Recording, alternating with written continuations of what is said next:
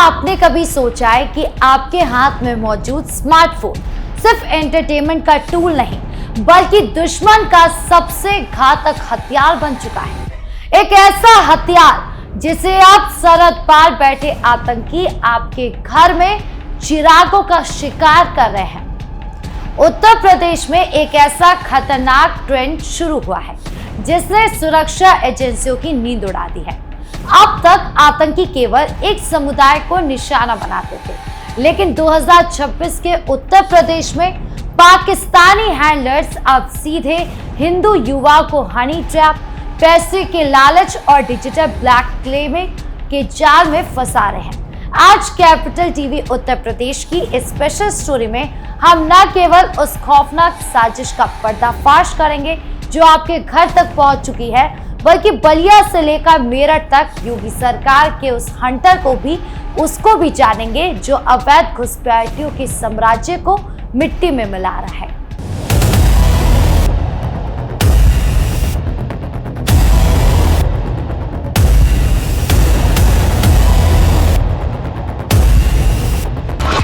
हिंदू युवाओं को आतंकी नेटवर्क में फंसाने की साजिश। उत्तर प्रदेश में सुरक्षा एजेंसियां इस वक्त ऑपरेशन चक्रव्यूह पर है। पाकिस्तानी गैंगस्टर शहजाद भट्टी और आबिद जट जैसे चेहरे जो सरहद पार बैठकर भारत के खिलाफ जहर उगलते थे, अब उन्होंने अपनी रणनीति बदल ली है। अब वो मुस्लिम नहीं बल्कि हिंदू युवाओं को माइंड वॉश, हनी ट्रैप और ब्लैकमेलिंग के जरिए आतंकी नेटवर्क का हिस्सा बना रहे हैं। पिछले कुछ महीने में यूपी के 21 से ज्यादा हिंदू युवाओं की गिरफ्तारी ने सुरक्षा गलियारों में हड़कंप मचा दिया। ये कहानी सिर्फ गिरफ्तारी की नहीं बल्कि एक गहरी और सोची समझी साजिश की है। देखिए ये रिपोर्ट। मेरठ, गाजियाबाद, कुशीनगर, बाराबंकी, संभल, अमरोहा और शामली ये सिर्फ जिलों के नाम नहीं हैं, ये वो केंद्र बन चुके हैं जहां आईएसआई के हैंडलर्स शहजाद भट्टी और आबिद जट अपना जाल बिछा रहे हैं। एटीएस की जांच में खुलासा हुआ कि ये नेटवर्क 3 चरणों में काम करता है। पहला, सॉफ्ट टारगेट की पहचान। सबसे पहले फेसबुक और इंस्टाग्राम पर उन हिंदू युवाओं को खोजा जाता है जो या तो बेरोजगार है या किसी वजह से मानसिक दबाव में है। हनी ट्रैप और ब्लैकमेलिंग, महक या इरम जैसी फर्जी आईडी बनाकर इन युवाओं से दोस्ती की जाती है। अश्लील वीडियो कॉल के जरिए इनका डेटा चोरी किया जाता है और फिर शुरू होता है ब्लैकमेलिंग का खेल। महाराष्ट्र के दुर्गेश की कहानी इसका सबसे बड़ा सबूत है, जिसे उसकी पत्नी की निजी फोटो सार्वजनिक करने की धमकी देकर जासूसी करने पर मजबूर कर दिया गया। आर्थिक प्रलोभन और माइंड वॉश। युवाओं को दुबई में हाई प्रोफाइल नौकरी या क्रिप्टो करेंसी के जरिए रातों रात अमीर बनने का सपना दिखाया जाता है। 14 मार्च को गाजियाबाद एटीएस ने जब 6 संदिग्धों को गिरफ्तार किया तो सुरक्षा एजेंसियां दंग रह गई। पकड़े गए युवाओं में मेरठ का सुहेल और संभल की साने इरम तो मुख्य मोहरे थे ही, लेकिन प्रवीण, राज, वाल्मीकि, शिवा और ऋतिक जैसे युवाओं का नाम आना समाज के लिए एक गंभीर चेतावनी है। ये युवा संवेदनशील सैन्य ठिकाने और रेलवे स्टेशनों पर सीसीटीवी और 16 कैमरे लगा रहे थे, जिनका एक्सेस सीधे पाकिस्तान में बैठा शहजाद भट्टी ले रहा था। सबसे चौंकाने वाला मामला मेरठ के तुषार का है। एक सामान्य हिंदू परिवार के इस युवक को डिजिटल माध्यम से इतना रेडिकलाइज किया गया कि उसने अपना नाम बदलकर हिजबुल्लाह रख लिया। वो आईएसआई के हैंडलर से नियमित वीडियो कॉल पर बात करता था और उसे विश्वास दिलाया गया था कि वो एक बड़े मकसद के लिए काम कर रहा है। कुशीनगर के कृष्णा मिश्रा और बाराबंकी के दानियाल को भी इसी तरह का विचारधात्मक हमले का शिकार बनाया गया। एडीजी मेरठ जो भान भास्कर के अनुसार ये साजिश इसलिए अधिक खतरनाक है क्योंकि ये पारंपरिक आतंकवाद से अलग है। यहाँ कोई बम या बंदूक नहीं, बल्कि एक क्लिक है जिसके जरिए युवाओं का भविष्य और देश की सुरक्षा दांव पर लगाई जा रही है। योगी सरकार ने अब पूरे प्रदेश में साइबर अवेयरनेस अभियान को युद्ध स्तर पर शुरू करने का आदेश दिया है। फर्जी पासपोर्ट आधार पर बांग्लादेशी को सजा। एक तरफ डिजिटल सुरक्षा को खतरा है तो दूसरी तरफ डेमोग्राफिक वॉरफेयर यानी कि अवैध घुसपैठ भी है। योगी सरकार की जीरो टॉलरेंस नीति ने अब उन घुसपैठियों के लिए भी काल के द्वार खोल दिए हैं जो सालों से फर्जी भारतीय दस्तावेजों के पीछे छिपे बैठे थे। बलिया की अदालत में आया एक ताजा फैसला उन सभी के लिए डेड वारंट की तरह है जो भारत की सुरक्षा से खिलवाड़ कर रहे हैं।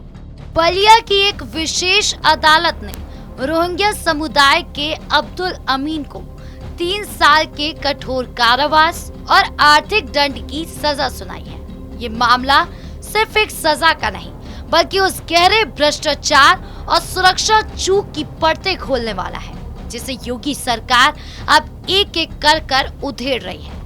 अब्दुल अमीन जो मूल रूप से बांग्लादेश के कॉक्स बाजार का रहने वाला है, अवैध तरीके से भारत में दाखिल हुआ, लेकिन उसकी हिम्मत देखिए।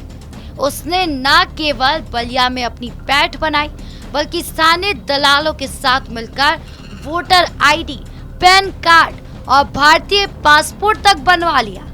इन्हीं फर्जी दस्तावेजों के सहारे उसने पश्चिम बंगाल के हुगली में जमीन खरीदी और 2 बार बहरीन और 2 बार सऊदी अरब की यात्राएं भी की। वह एक भारतीय नागरिक बनकर पूरी दुनिया की आंखों में धूल झोंक रहा था।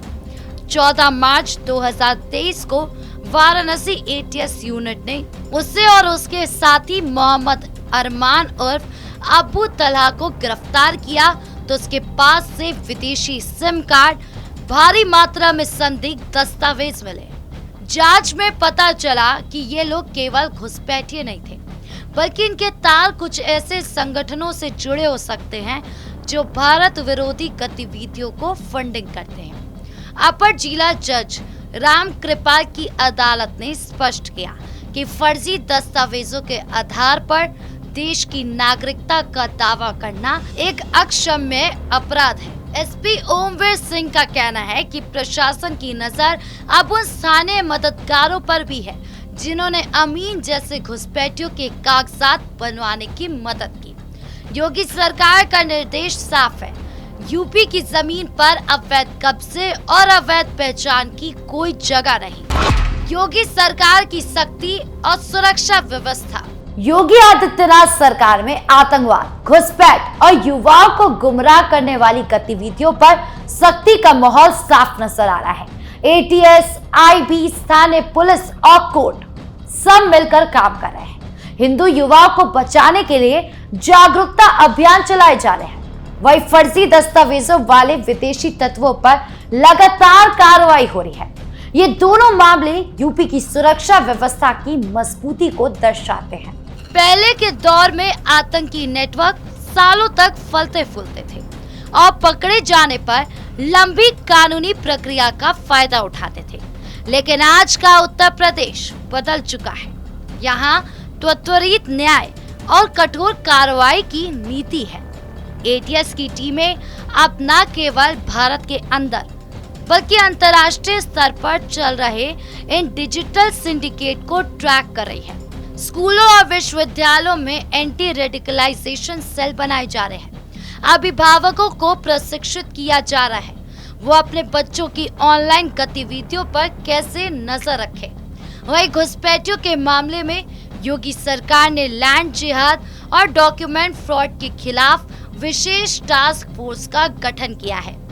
बलिया, वाराणसी और मेरठ जैसे शहरों में संदिग्ध बस्तियों का डेटाबेस तैयार किया जा रहा है। जिन लोगों के पास 2017 से पहले के पुख्ता दस्तावेज नहीं है, उनकी गहन जांच की जा रही है। ये डबल इंजन सरकार का सुरक्षा कवच ही है कि आज यूपी के युवा सुरक्षित महसूस कर रहे हैं। दुश्मन चाहे कितनी भी चालाकी कर ले, चाहे वो हनी ट्रैप का सहारा ले या फर्जी पासपोर्ट का, योगी सरकार की एटीएस की निगाहों से बचना नामुमकिन हो गया है। उत्तर प्रदेश में योगी आदित्यनाथ सरकार का सुरक्षा रुख बिल्कुल स्पष्ट है। ना हिंदू युवा आतंकी नेटवर्क का शिकार होंगे, ना ही अवैध घुसपैठिया आराम से देश में रह पाएंगे। एटीएस की लगातार सफल कार्रवाइयां, कोर्ट के सख्त फैसले और पुलिस की मुस्तैदी से पूरे प्रदेश का माहौल बदला हुआ है। युवाओं से खास अपील है, किसी भी अनजान ऑफर, दोस्ती या लालच में ना फंसे। संदेह हो तो तुरंत हेल्पलाइन या नजदीकी थाने में सूचना दे दें। आम नागरिक को भी सतर्क ही रहना पड़ेगा।